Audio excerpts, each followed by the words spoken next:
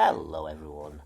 Now, this video is something of an impromptu video and not something I would normally do, but I feel considering the situation it was probably worth doing. As you've no doubt seen, there's been some really unfortunate news in the VR world. Meta have closed down a bunch of studios. They closed down Armature, which you may know as the team that did Resident Evil 4 VR for the Quest. Fantastic game, and may very well be my favourite VR game on the Quest. It's that good. You got Sanzaru that made the Asgard Wraths games, which are very popular, and I'm still working my way through the second one because it's really, really long, but it's also a cool game. You've also got Twisted Pixel as well, who also recently released Deadpool VR, which, even though I was kind of mixed on it, was still a neat addition, and I know a lot of people liked it. There's also been some heavy layoffs as well for Camouflage, which is very unfortunate, because not only were they responsible for Batman Arkham Shadow, which is probably one of the best-selling games on the Quest, which is ridiculous, or at least the best-selling Oculus publishing game at the very least. They were also planning to make a sequel, and that seems like it's been canned. I mean, I don't know if there's been any official confirmation yet, but it does seem like that has been at least shelved for now. There is a distinct possibility that maybe it's been sort of put on ice. There are reports that Meta are putting all their funding basically into hardware, and a new headset is scheduled to come out in 2027, 2028. So it could very well be that they're sort of putting on hold, working on the tech, and then, launch with a new Batman game, because it was their most popular title after all.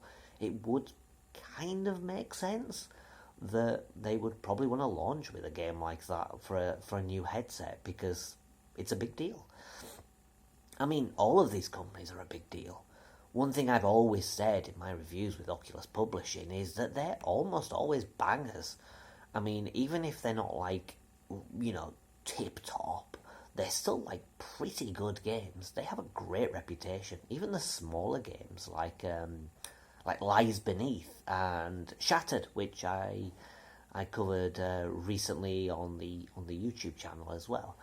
Both of them are fantastic games. They're not like AAA experiences like Batman or an Asgard's Wrath or, even like Iron Man. But they're kind of smaller affairs. They're still lengthy experiences, but, they're still really good. And I think that's the most unfortunate thing, is that Oculus Publishing had such a great reputation because these studios were just so good. And seeing them get canned like this is bad for many reasons. First of all, Meta were sort of the ones funneling all kinds of money into it. A lot of critics say that they were sort of inflating the industry to beyond what it was, which I don't necessarily disagree with per se, but I do think it also breathed life into the ecosystem and encouraged a lot of people. I mean, games like Arkham Shadow, they're going to attract people, and honestly, Sony doesn't really publish that many games for VR. They've put money into some, but I mean, it's not the same as Meta, which are just frequently putting out these big experiences for VR. So we're not just left with smaller indie titles. And yeah, it's made VR a lot more appealing, and you combine that with cheap standalone technology, these headsets, and you can see why the Quest was a really important device for VR. And unfortunately, that seems to be changing. Does it mean the end of VR? No, I don't think so. I think it's just going to result in a paradigm shift. You are probably going to see a lot of people stray away from Meta because, regardless of the tech, you're still going to get developers making games for the system, so the Quest isn't dead. Not by any means. But I do certainly think that without those big exclusives, you're probably not going to incentivize as many people into getting it. So I think this market dominance that Meta have is going to change. Maybe I'm wrong. Maybe they have some tricks up their sleeve that we haven't seen. But I think just in terms of like shutting down these studios, it's going to make a lot of people nervous, both players and developers and publishers alike. And I think that's going to backfire on them. I really do. But we will see. The other thing with Meta as well, as I mentioned before, is not only being standalone but the cheap price. And well, from a standalone point of view, you've got the Steam Frame coming up, which also aims to be a standalone device. The price for that is currently unknown, but you know, you may be looking at slightly more expensive than the Quest. But is the tech going to be better? I would say probably. I don't know. I believe that they're hoping to get Half-Life Alyx running on the system. I've heard word about that, but I don't know whether that's going to be the case. If it does run Half-Life Alyx, I imagine it's going to be an exception. I don't think it's going to basically run everything like Half-Life Alyx level and below. I think that the more likely thing is they're probably going to tweak Half-Life Alyx and optimize it so it does run on the Steam Frame, because that's their big VR game for Valve, so I understand why they would want it on the system. And yeah, I think that it has the potential of being the next standalone device, maybe. I mean, we still don't know a lot about the Steam Frame yet, but it's with the hype for the Steam Frame, coupled with all these issues with Meta, I think that it might bite them in the ass. I think it might result in a shift. Are they going to care? That's the other question. I mean, the latest Meta Connect, a lot of VR creators weren't invited because they were showing off the AR glasses, and it seems like they may be funneling their money into like these smart glasses, like the Ray-Bans, and you know, funneling it into AI as well, and doing what every other tech company seems to be doing these days. So, you know, it may be that VR is going to be very much a secondary focus compared to these other glasses. That's also a possibility. What does that mean for the VR industry? It's not death. It's certainly not death. I think it's a real sad day, but I think that, you know, as people were saying, with it being like sort of unnaturally held up by all the money being funneled, I think that could lead to basically an evolution. It's going to be a dark time for VR for sure, but I think that it's going to come out the other end in maybe a different form. I certainly think that maybe we're going to see a shift where we get a lot more experiences that are not necessarily designed for VR, but are flat games with VR modes. I know that PlayStation it definitely has a lot of these types of games. Like, you've got the Resident Evil games. Obviously, you've got Hitman World of Assassination, and they've been given VR modes in addition to the standard one. And I see that as maybe the near future for VR, because I think it's going to be a better value proposition. You've got games like Alien Rogue Incursion, for example, and Escaping Wonderland, where they've made flat versions after the VR version. And I think it's kind of to recoup some of their money, more or less, because, you know, they make these big experiences, and do they get profit? No. I mean, look at games like Hitman 3 on the Quest. This game is, you know, so ambitious and in nature, and obviously it came out and, you know, was underbaked. But at the end of the day, I mean, how much money can a studio like XR Games really funnel in, or like IOI Games? Because are they going to make their money back?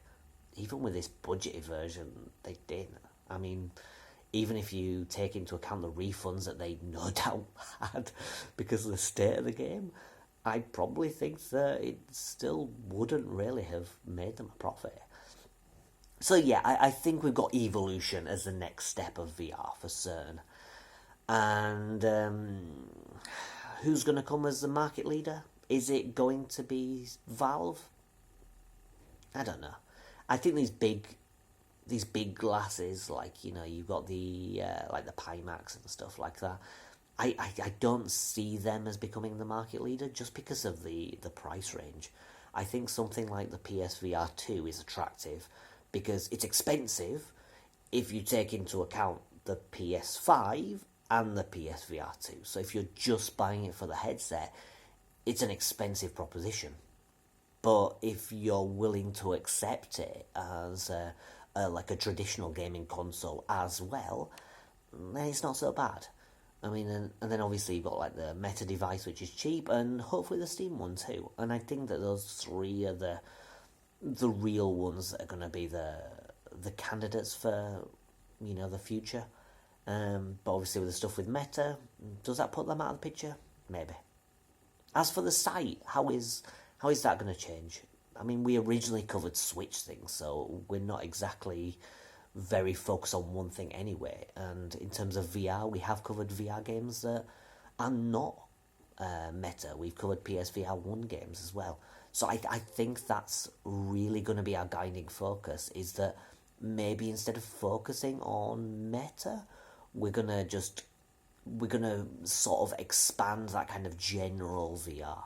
Because I think a lot of games are sort of going to be multi-platform now, if Meta are going to be making these big exclusives.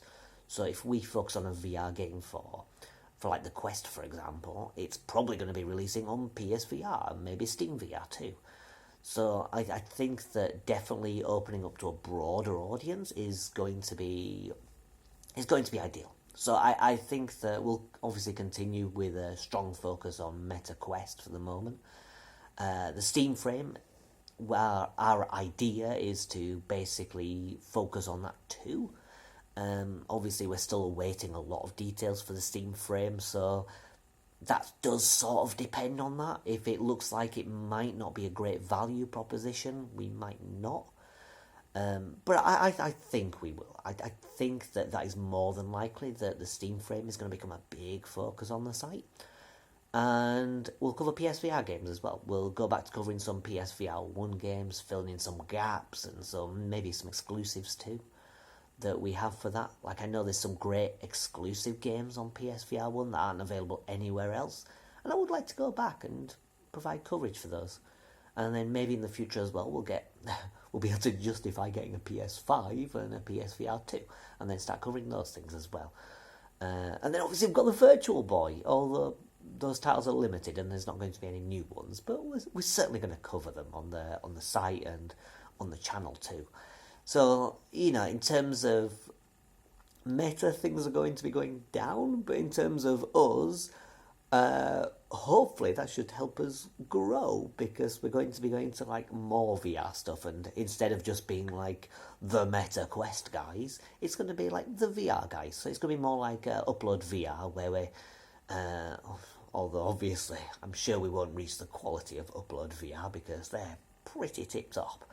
But we are going to, you know, aim to cover VR in general and cover a broad range of VR areas. Obviously, there's certain things we won't be able to cover just because of financial costs and not being able to buy these high-end devices and not being able to cover PSVR 2, at least for the moment. But we should hopefully be able to provide a lot more content in the near future. So don't give a hope, everyone. As I say, VR is not dead, just VR as we know it, I think. In 2026, we're going to be seeing some interesting things, and I think by the end of it, we should have a clear indication about the future. So stay tuned, and we will see just what happens with VR. Hopefully, it's not the end, just the start. Anyway, see you in the next video, guys. Bye.